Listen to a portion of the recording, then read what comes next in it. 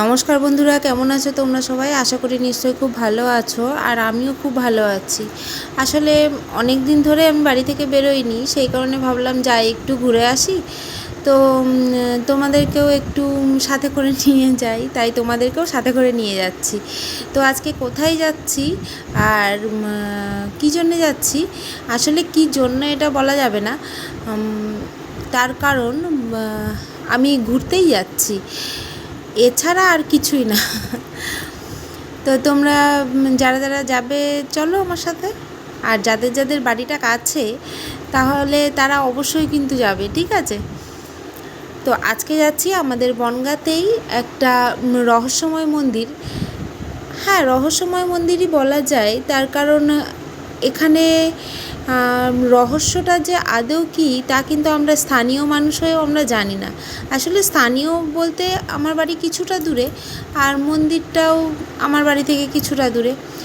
তো তোমরা দেখে বুঝতেই পারছো এখন আমরা বাইকে আছি। তো আমি বাইকে করেই যাচ্ছিলাম, ঠিক আছে? আসলে এই যে আমি বর্ডারের রাস্তা ধরেছি, মন্দিরটা বর্ডারের খুব কাছে।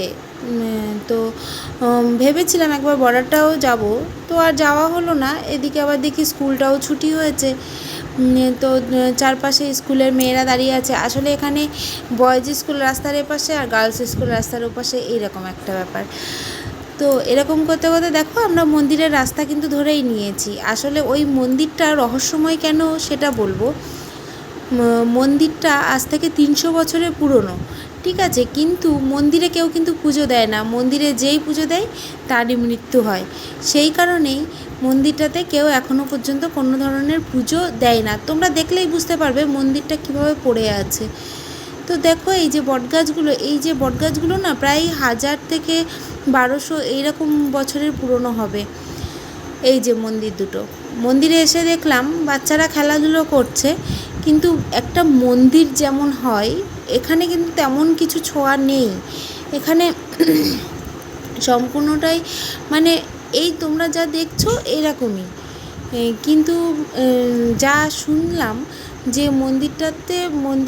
মন্দিরটা কয়েকটা ডাকাত মিলে নাকি প্রতিষ্ঠা করেছিল, আর এখনও পর্যন্ত মন্দিরে কেউ কোনো রকম পুজো টুজো দেয় না, আর যে পুজো দেয় সেই মারা যায়।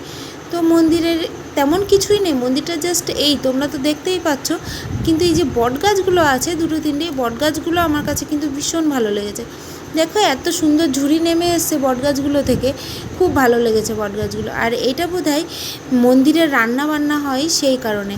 আসলে পুজো যখন না হয় রান্নাবান্না হয়ে কী হবে, হয়তো কোনো সাংস্কৃতিক অনুষ্ঠান বা কোনো ধরনের কোনো পুজো আশ্রা সেই সময়গুলোতে মন্দিরের প্রাঙ্গণে হয়তো বা কোনো অনুষ্ঠান হয়, সেই কারণে ওখানে রান্নাবান্না হয়। তো এই দেখো, এই হচ্ছে মন্দির। কেউ হয়তো এসে দুটো একটা ফুল দিয়ে গেছে, কিন্তু বাবার মাথায় কিন্তু কেউ জল দেয়নি। এত বড় একটা শ্রাবণ মাস গেল, কিন্তু বাবার মাথায় একটা জল পর্যন্তও দেয়নি কেউ। কারণ দেখো, যেখানে বিপদটা ঘটবে সেটা আর মানুষ কেন করবে? তো তোমরা দেখে কিন্তু বুঝতেই পারছো মন্দিরে কিন্তু কেউ কোনো ধরনের পুজো মন্দিরে হয় না। তো দেখো আমার সাথে আমার হাজব্যান্ড এসেছিলো, তো ও সামনেই আছে। আর এপাশের যে মন্দিরটা, এই মন্দিরটাও তোমাদেরকে দেখাচ্ছি। তোমরা দেখো এই মন্দির, এই ঠাকুরের কাছেও কিন্তু কোনো ধরনের পুজো আশ্রা হয়নি। যেভাবে মানে পড়েছিল সেইভাবেই আজকে যুগ যুগ ধরেই পড়ে আছে। তো কী আর বলবো, তোমরা কেউ চাইলে এসে দেখতে পারো। আসলে অনেক সময় হয় কি, নিজের বাড়ির পাশের জিনিস কিন্তু নিজেই জানি না, এরকম একটা ব্যাপার। সত্যি কথা বলতে আমার বাড়ির থেকে খুবই কাছে, জাস্ট এই আধা ঘন্টা 30 মিনিট এইরকম ব্যাপার। কিন্তু তবুও এই দেখো বাচ্চারা খেলা করছে এখানে। তো ওদেরকে আর ডিস্টার্ব করিনি, বুঝলে তো? ওদেরকে আর জ্বালাতন করলাম না, বাচ্চাগুলো খেলছে। আসলে মন্দিরের এই চারপাশটায় কিছুই নেই। আমি ভাবলাম অনেক কিছু থাকবে, তোমাদেরকে দেখাবো, কিন্তু এই সামনে কয়েকটা ফুল গাছ আছে, ফুল গাছ, তুলসী গাছ। আর এই যে দুর্গা পুজো টুজো হলে এখানে হয়তো প্রতিমা ফেলে যায়, তাছাড়া আর কিছুই নেই মন্দিরে। আর এই মন্দিরটা যারা সংস্কার করেছিলেন এটা হচ্ছে তাদের নাম।